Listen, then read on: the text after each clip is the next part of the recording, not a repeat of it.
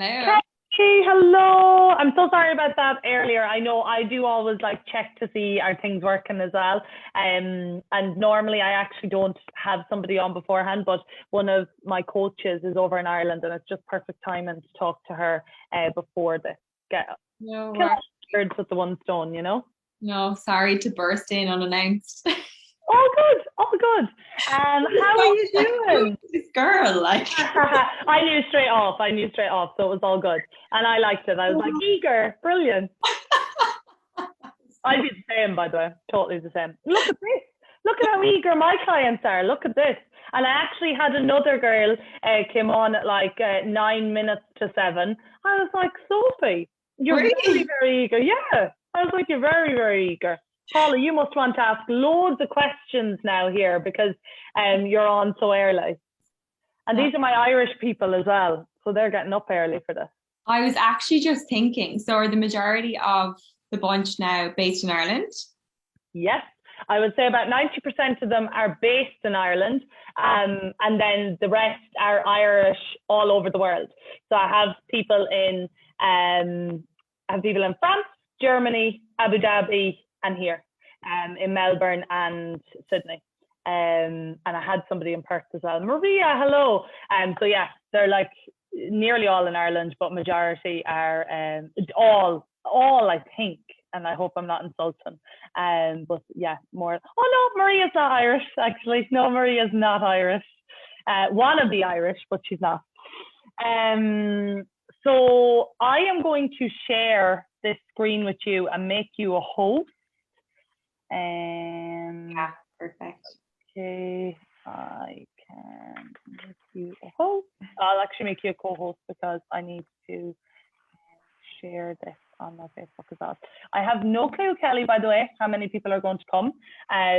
It's just been open, and it's open to my own fit clients, and then I work in a gym over in Alexandria as well, so it's open to them too. So yeah, nice. Hopefully we'll get a good response to people. So unreal.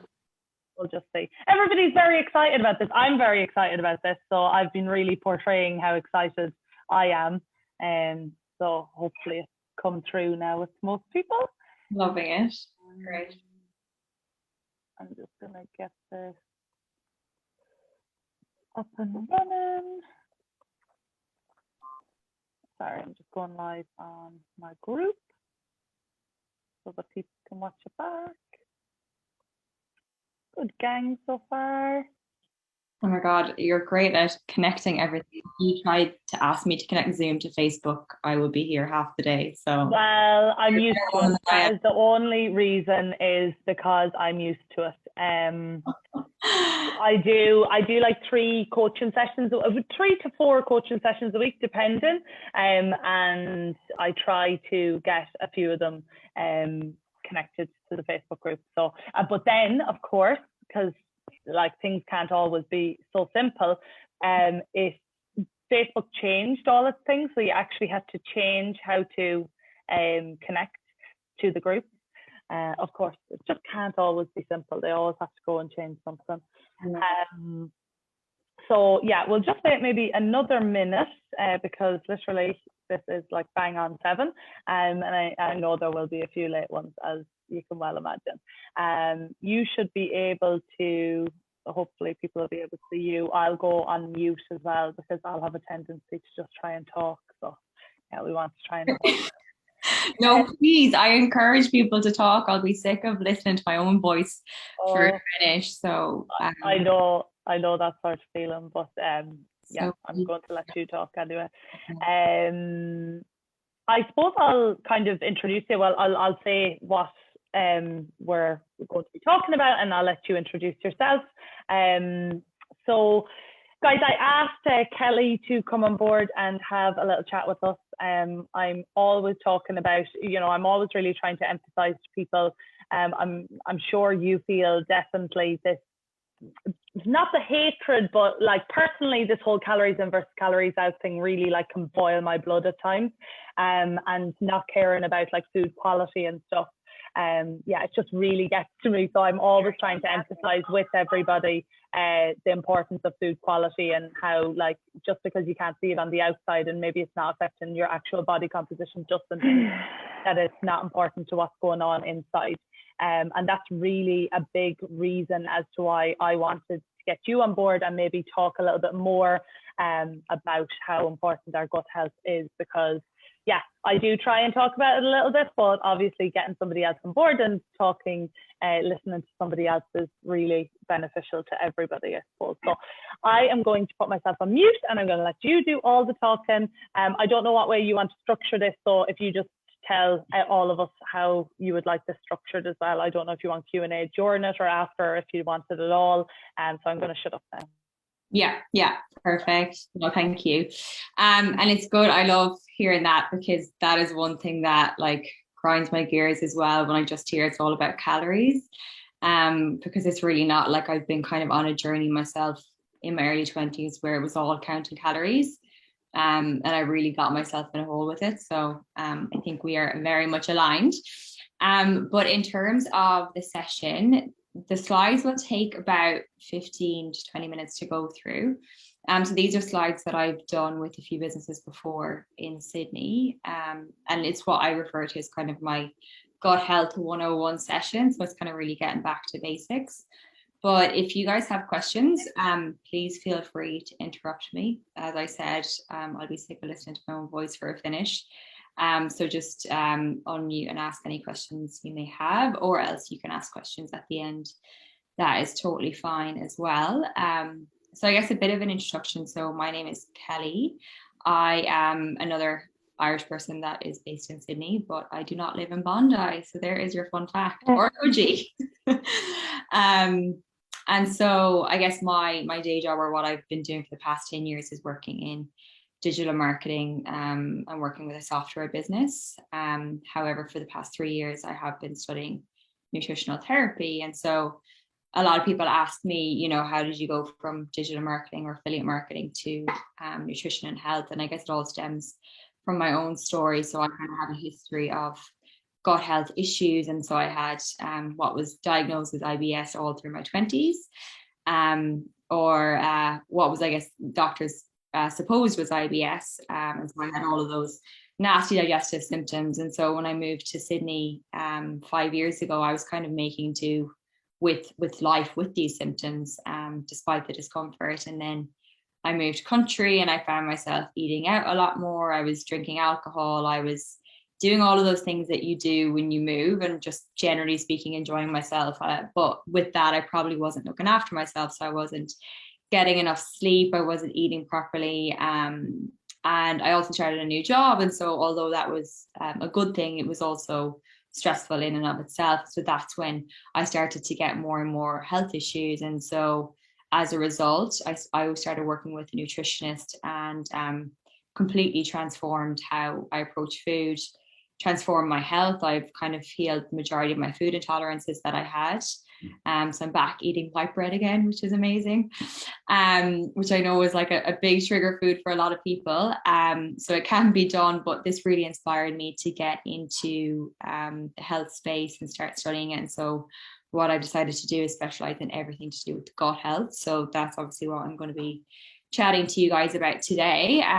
The first slide I have up here is obviously carrots and hummus, and that's not what I'm going to be speaking about for the session. So don't worry, I'm not going to bore you with stuff that you already know. But the reason I bring this up is that I think there's kind of a very black and white view of how people view nutrition and gut health. And it's all about like, oh, just eat your veggies and you'll be fine.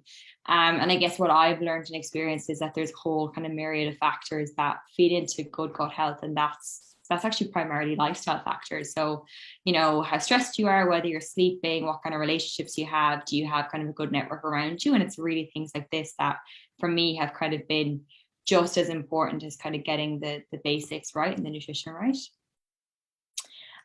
So I'm going to move on through these slides, and I guess it's probably a good idea to take stock and ask the question, what actually is the gut? So I think a lot of people think that it is primarily just your, sorry, actually, I just realized, can you guys see this? You probably can't see the full slides.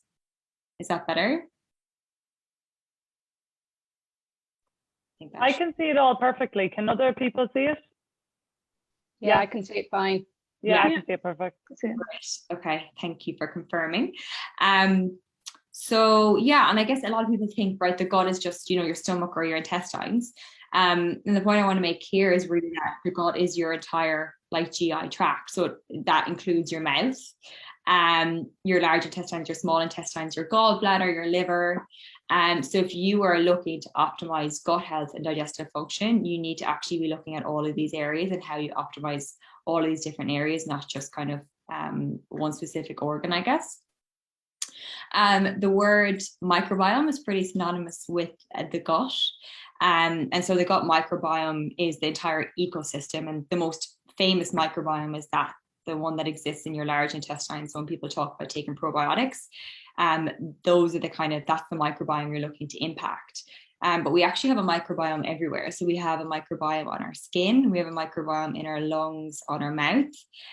So we're completely colonized by these bacteria. And it's funny to kind of see the evolution of science, where at one point we were kind of firmly on the antibacterial bandwagon and bacteria was bad. And now we're actually becoming to learn that these bacteria are actually complementing our health in many ways, and they're super important. So, for the most part, I would shy away from hand sanitizer where possible, even though I know it's very difficult to do in this day and age with everything going on. All in all, I think what's really important to note as well is that, like, all of the research that's actually coming out about the gut, we are still in kind of our infancy of understanding of what the gut is and what it does in terms of that microbiome. But it's showing such importance that researchers are now actually considering it to be its own organ.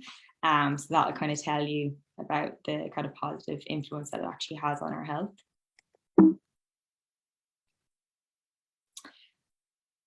Oh, I lost you guys. Oh, great, we're back. So one of the best analogies that I've heard for the gut is the rainforest analogy. So if you picture kind of your own internal gut rainforest, there's an ecosystem that has hundreds of different types of bacteria and yeast. So within your gut, you have hundreds of different species, but bacteria, yeast, fungi, and some people actually carry parasites, and not every parasite shows symptoms either. So that's one of the things that I found more interesting. And within this kind of ecosystem, everything operates in a very kind of harmonious way. So all of the various bacteria and fungi complement each other. And so when people talk about poor gut health, you'll often hear things such as, oh, bad bacteria. And really, there's very few species that are inherently bad. Where poor health occurs is when you have an overgrowth of one particular bacteria or yeast, and that starts to dominate the ecosystem. So really kind of what we want is balance and as much diversity as possible to ensure like overall gut health.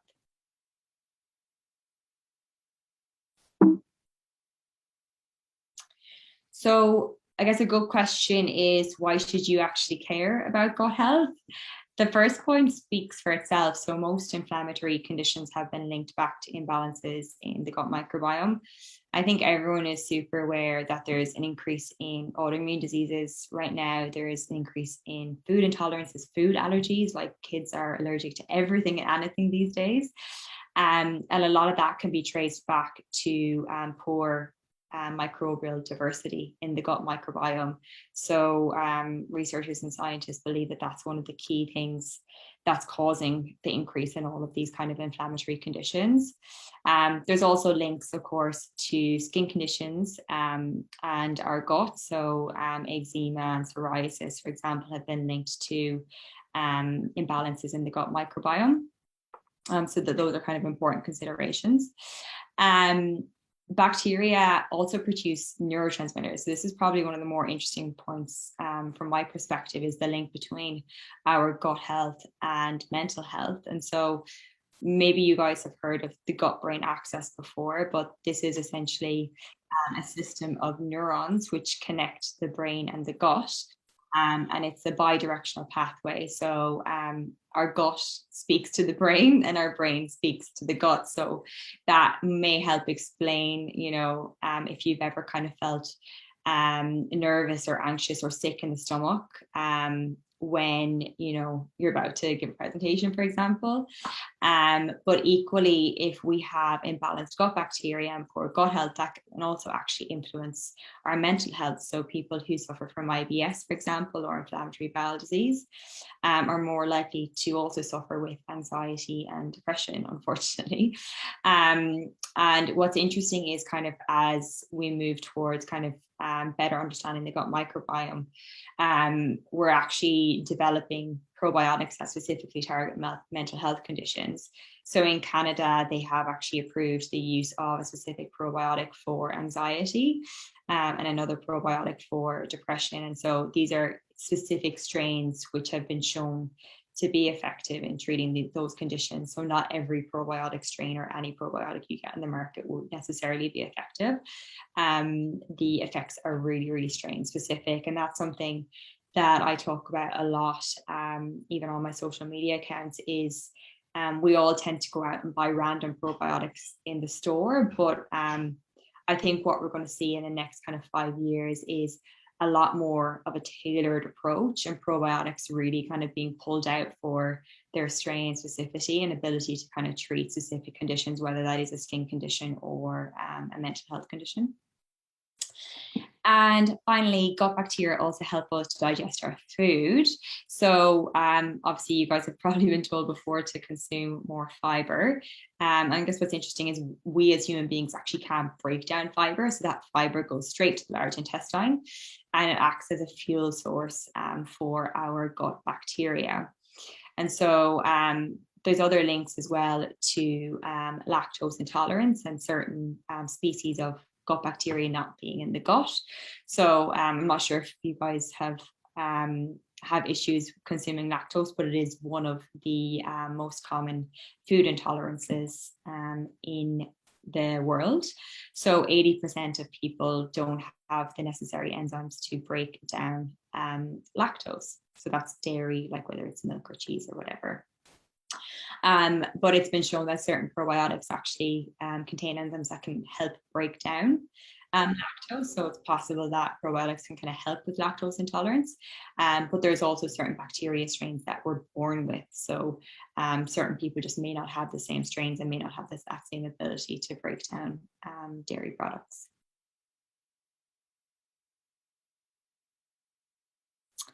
So factors that positively influence the gut, I guess this is the good stuff and the stuff that we all need to be focusing on. The first one I always talk about is movement, but I really don't think I need to be telling you guys to move more. It's probably Amanda's job.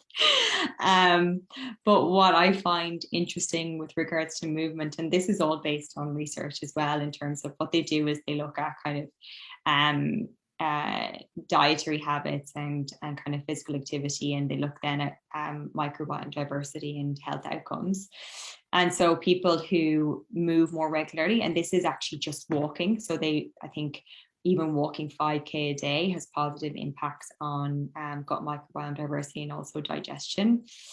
So movement is super important, but again, I won't bang on about that too much. Conscious eating, also referred to as mindful eating. And I know the word mindfulness is kind of, some of you guys might roll your eyes. But for me, this has probably been one of the most important things that I focused on that's given the most impactful results. And so you can look at conscious eating in a few ways. What I always recommend is actually taking time out to have a meal and enjoy your food. So often we can eat on the rush while we're driving, while we're at our desk, probably one of the worst ones because we're somewhat stressed and then we're trying to consume food. So taking time out to actually enjoy a meal and chewing as well. So it's recommended that you should chew your food around 15 times per bite. Which I know a lot of us don't do, and even smoothies, you should be chewing your smoothies if you can manage that. And the reason why that is so important is because our saliva actually contains digestive enzymes. And so the more you chew your food, the more those enzymes get the ability to work and actually break down that food, meaning that meaning that by the time that food hits your stomach, there's less work for the rest of your digestive organs to do. So it definitely makes a difference. Another reason why it's important to kind of take time out to eat a meal and relax is because stress actually shuts down digestion. So when we're stressed, we get a peak of cortisol. And what our body does is it actually diverts blood and attention away from our digestive organs towards our muscles. And this is kind of a historic kind of evolutionary thing, whereby in the caveman days, you're stressed, there's a predator and you need to essentially run away. And so that's why our body basically deprioritizes everything to do with digestion and pumps as much blood to the muscles as possible to enable you to flee and make that great escape.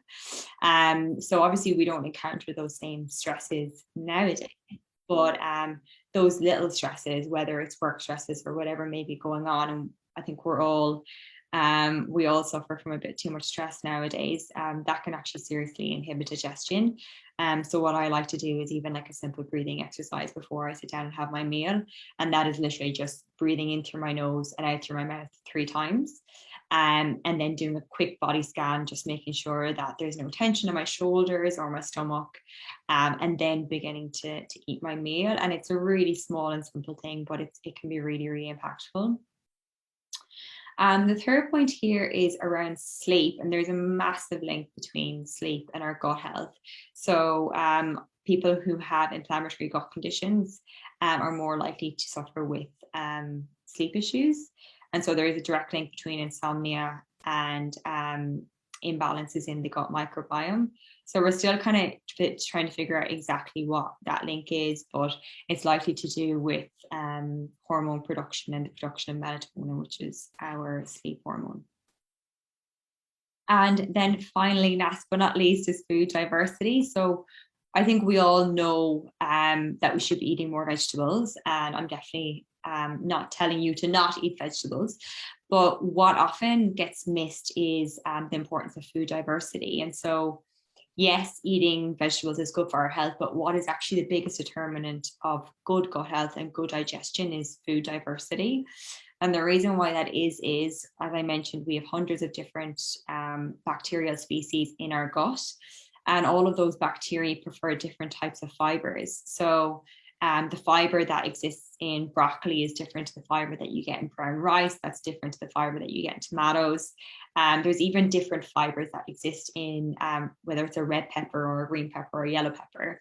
And essentially, the more different types of fibers you eat, you're ensuring that your microbiome and all the different bacterial types are well fed. And of course, going back to that rainforest analogy, you want to ensure that everything is balanced and that you're not you're not encountering a situation where one species is undergrown versus overgrown. So food diversity, massively overlooked. And I think that is super important. So out of all of these things, for me, that's been kind of, and that's what the research says as well. This is kind of one of the biggest indicators of good gut health.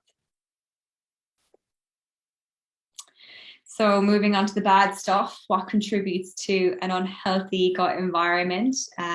Alcohol is up there, unfortunately, don't hate me. So alcohol is an inflammatory substance. I think we all know that, but it has been shown to negatively impact our gut and actually increase the amount of like pathogenic bacteria. So it's not something that ideally we want to be consuming every day. I personally had to cut back on alcohol quite a bit, and it's one of the things, once you start reducing alcohol, you do see a significant improvement pretty quickly. I would say ideally you want to be having at least 3 alcohol-free days a week, if not more. It really just kind of depends where you're at, but I like to kind of look at alcohol as a weekend treat, if at all possible. A diet based on packaged foods, and so this is probably another pet peeve of mine, is there's a lot of health washing that goes on in the food industry and food marketing world. And even with, I guess, the rise of kind of veganism and fake meat burgers, and there's kind of this view that, well, if this food is vegan, then it's automatically healthy. And that's not to say that vegan food isn't healthy, But again, it kind of goes back to that point. It's all health washing. So they'll throw a heap of processed food together and then smack a vegan label on it, and people automatically associate that with being healthy. And really what you want to be focusing on is moving away from any form of processed food, even if it tells you it has added fiber and probiotics and whatever else. It's really about getting back to basics and focusing on whole food. So does this food look like something? Does it look like its original form, like what, how it's found in nature? And as close as that is, that's kind of how I view food that is healthy. Kelly, I'm going to butt in there for 1 second. I actually saw like a crazy statistic not that long ago, and it was about like the rise of like takeaway vegan foods.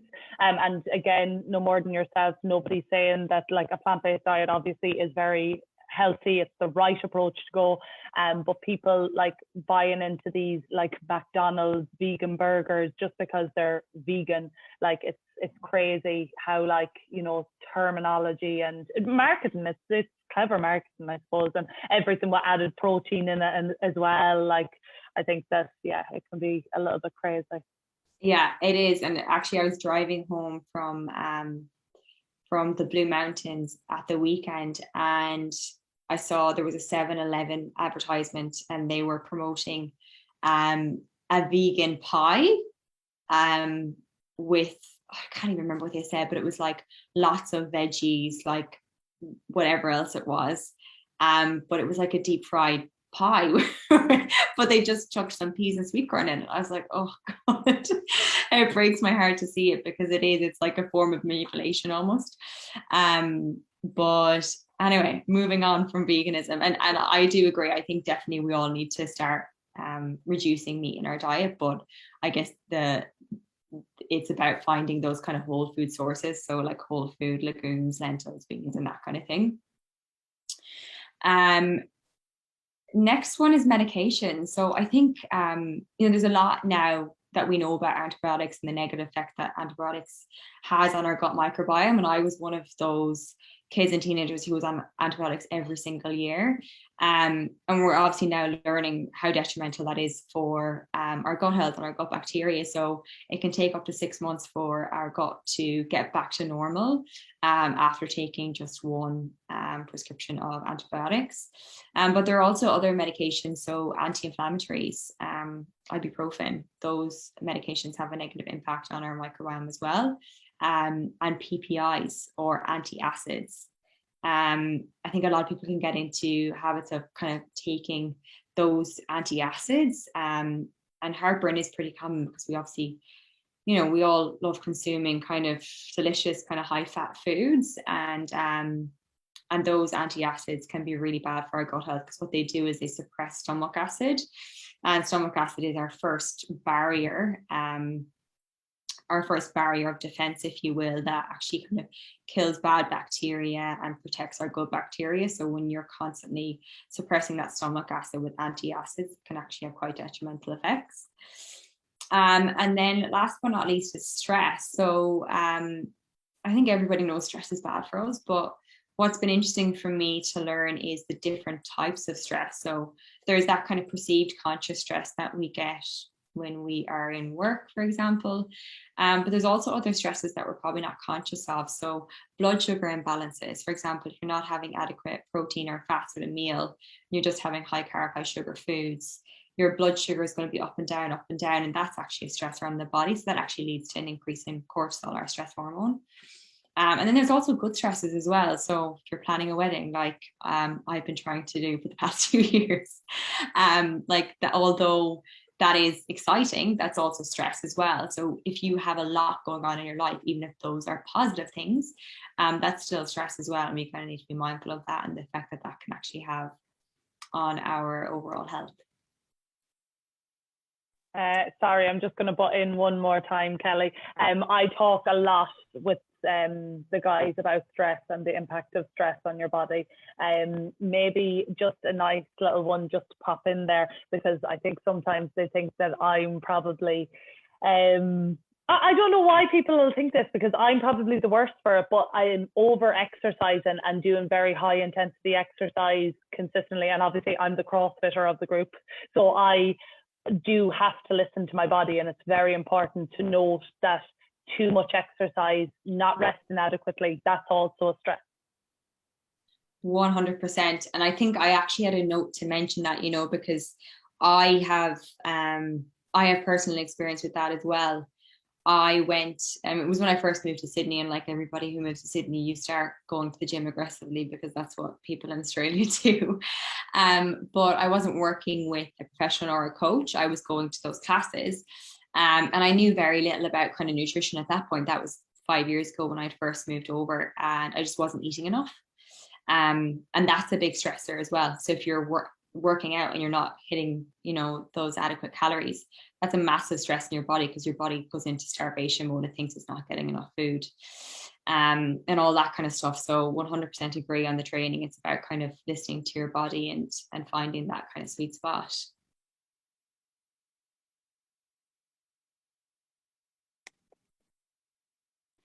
One final slide from me, and I wanted to leave you guys with some recommendations in terms of how you can start to improve your health today.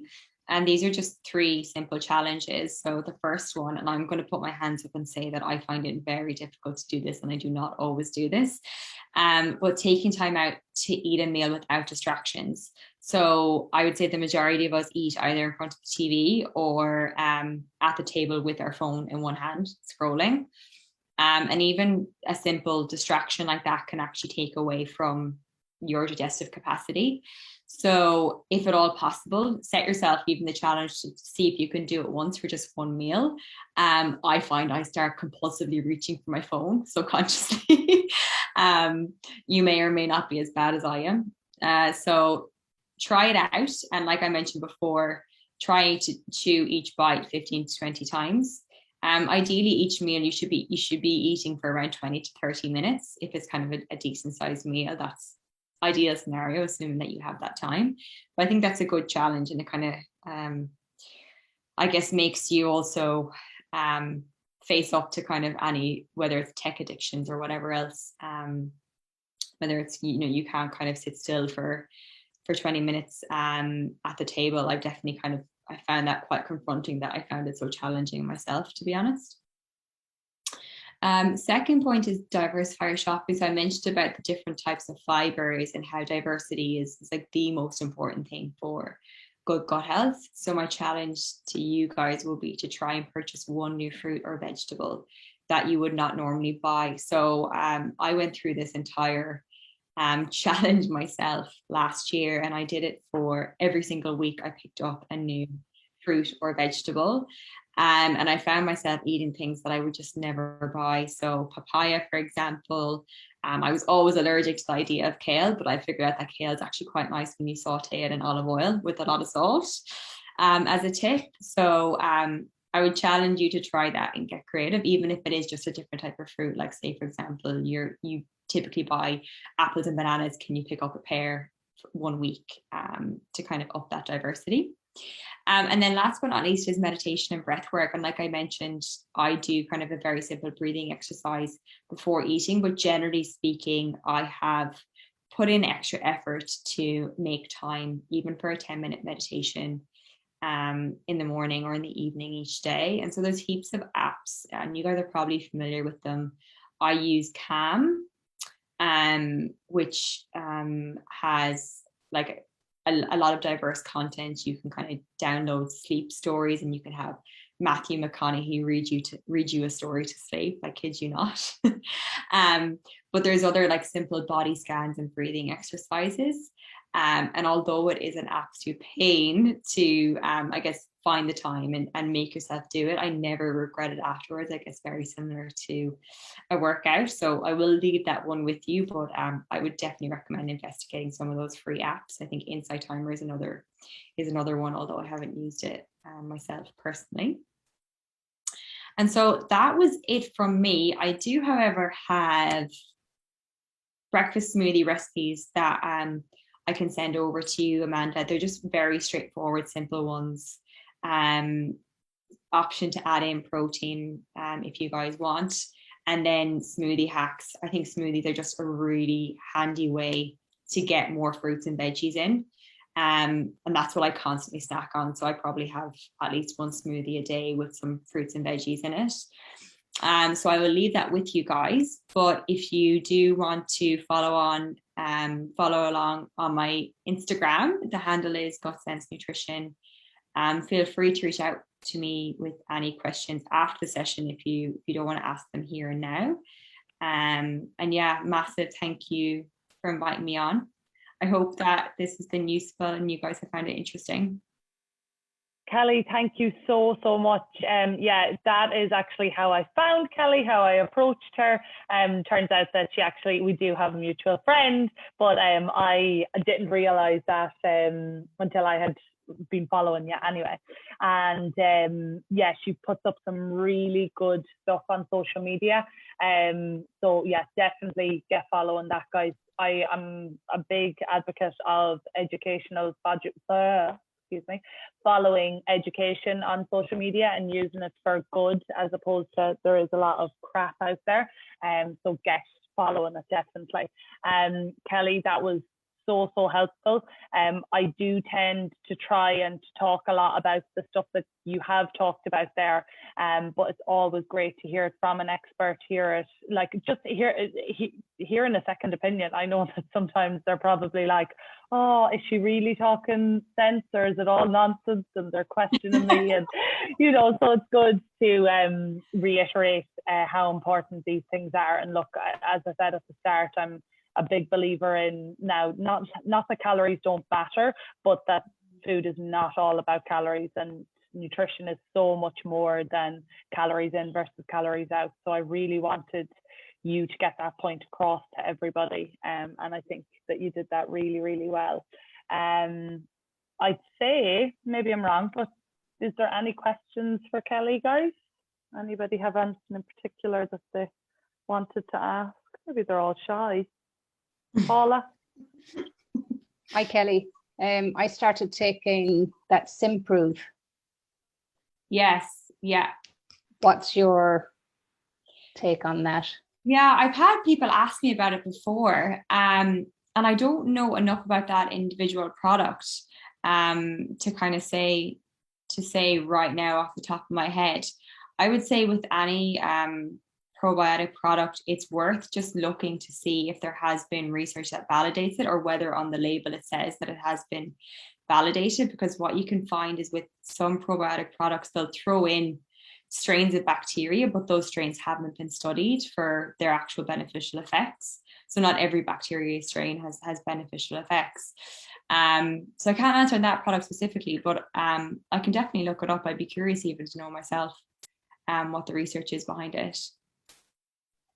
Thank you.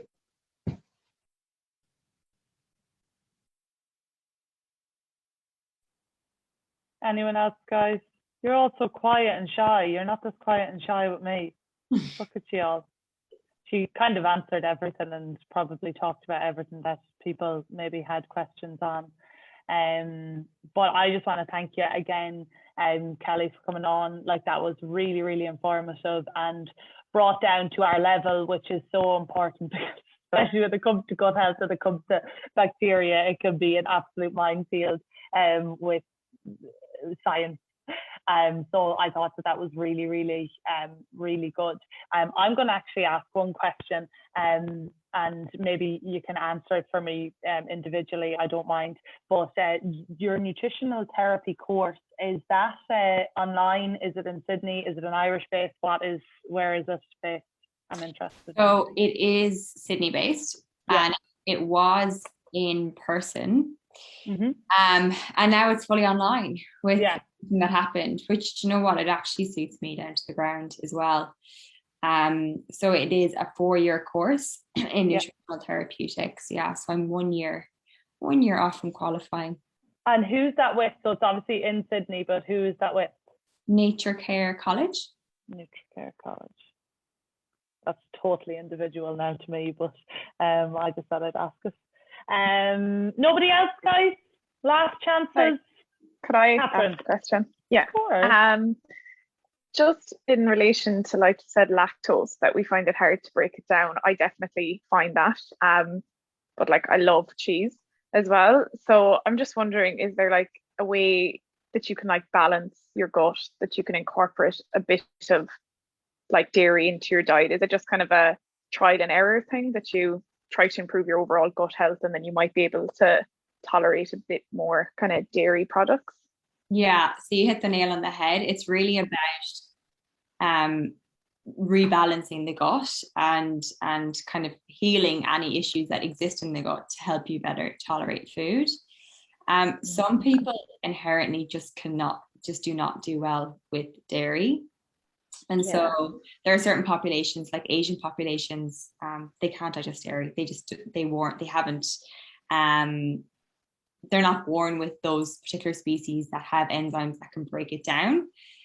Typically, though, people in kind of Western countries and definitely European descent and Irish people are kind of well able to digest dairy to a certain capacity.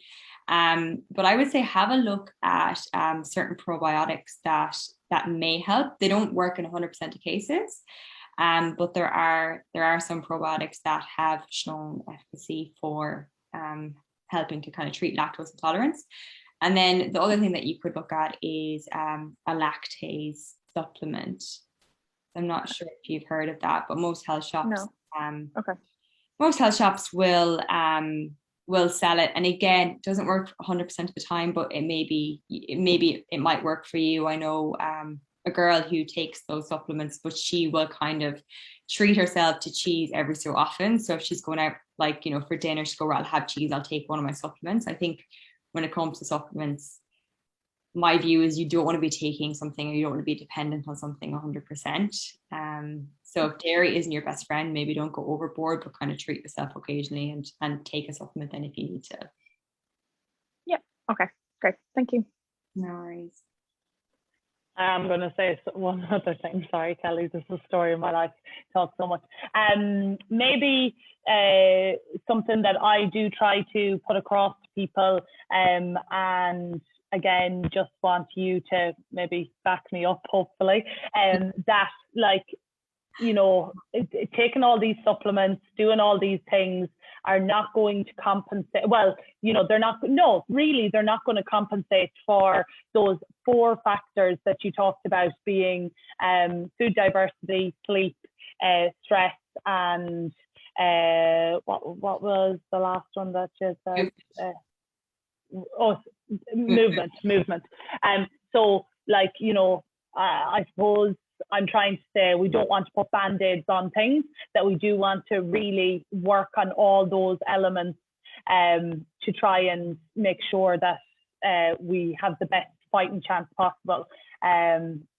It's very late at night and my mind wanders here. But what I'm trying to say is I'm sure you'll back me up in saying that there's not going to be one thing that's going to heal or fix any of these things if we're constantly not sleeping well, if we constantly have high stress levels, if we're lacking in that food diversity. Now, movement's not going to be an issue here, as you said. If anything, the only problem might be moving too much and doing too much. But would you back me up in saying that? 100%. And look, I think the reality is we have grown accustomed to quick fixes, and myself included. Like, you just want that one pill that you can pop and then everything will be fine, and you don't need to change anything to do with your lifestyle. And unfortunately, that isn't realistic. And for me, I've kind of had to reconsider the way I live my life and the way I had been living, i.e. not sleeping and exercising and not eating enough and all that kind of stuff.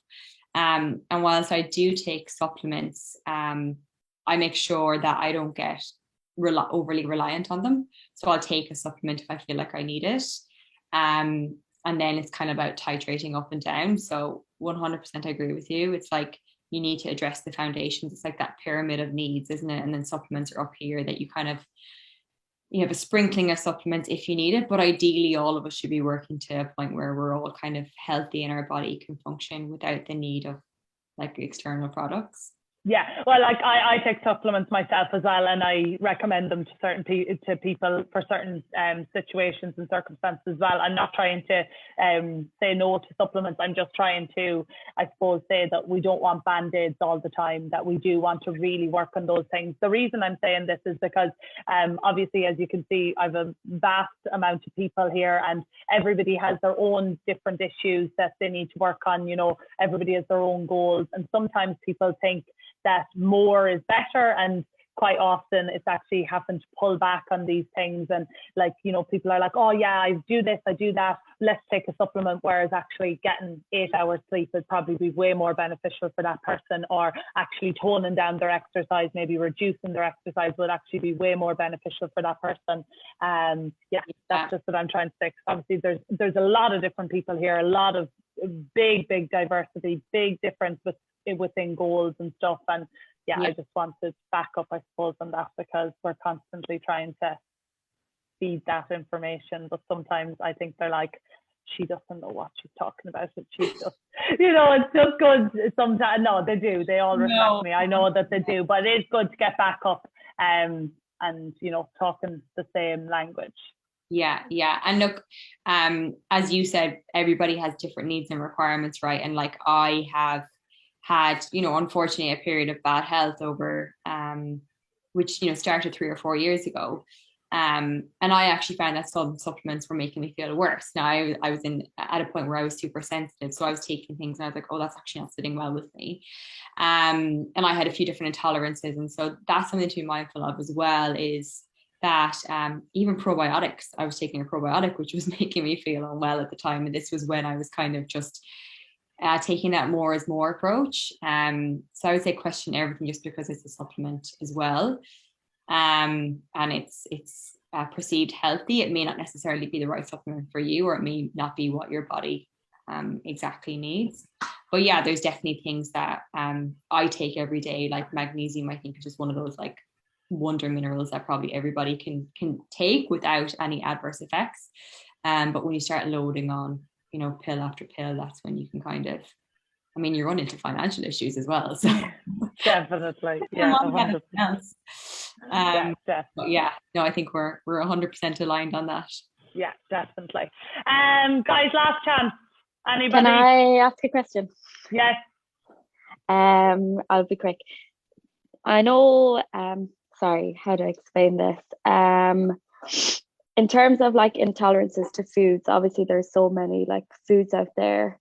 Sometimes I find myself I can get like quite bloated with some. So like over the last like 2 years, I wouldn't be able to pinpoint what it could be. And I know in Sydney, like you can do like home tests and stuff, but do you think that it's like recommended, I suppose, to do like a general food allergy test? I know there could be so many things that they could pick up as such. Yeah, I just know at home it's easier than here.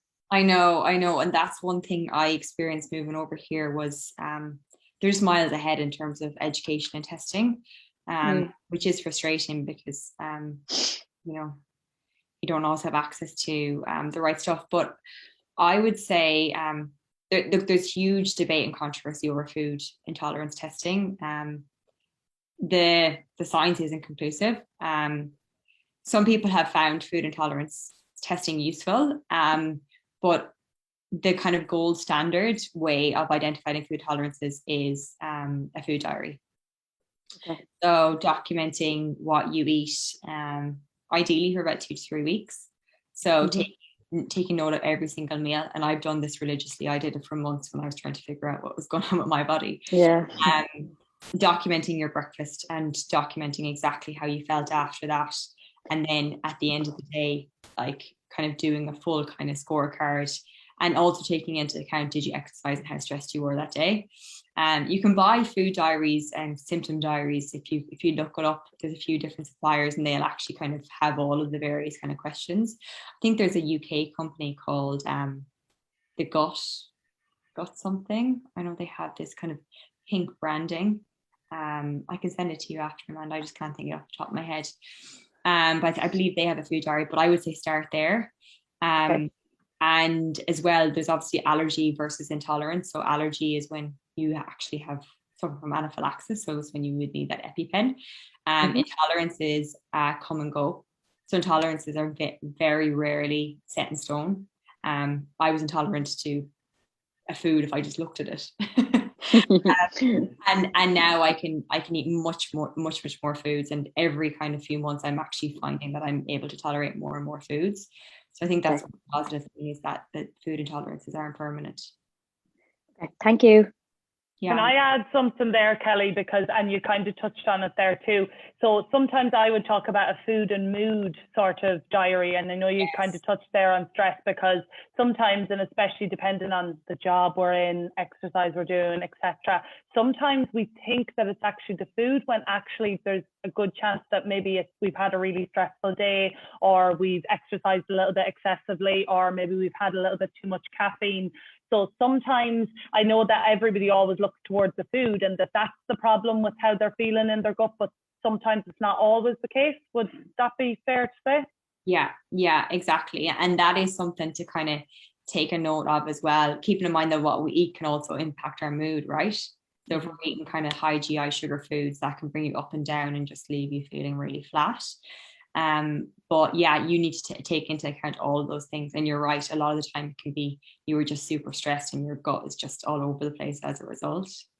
Yeah, because I know that was me. That was me when I lived in Ireland, and before, it was like I thought that I was intolerant to this, that, and the other, but it was just literally I was so highly strung. My stress levels were like past what they should be. Yeah, a lot past. But I looked towards food. Like I was like, oh, it's obviously the food. There's obviously something wrong with what I'm eating. No, Amanda, you're just doing too much. Yeah, the gold standard test is to go on holidays for 2 weeks and then see how you feel. And often people will say, oh, I can eat this and it's totally fine. And that's a really good sign that it's stress or something else that's going on in your kind of lifestyle. Yeah, that's a really good one. Okay, guys, that's it. Let Kelly go to bed. Let me go to sleep. Again, thank you so much, Kelly. That was super, super beneficial. I know that everybody has taken a lot from that. So thank you so much for coming on. I really, really appreciate it. Yeah, no worries at all. Thanks so much for inviting me. Lovely to meet you all. And follow her, guys, on social media. Honestly, really, really good stuff. It's really good information and education. Thanks, Thank you, Kelly. See Bye. you all later, Thanks, guys. Kelly. Bye.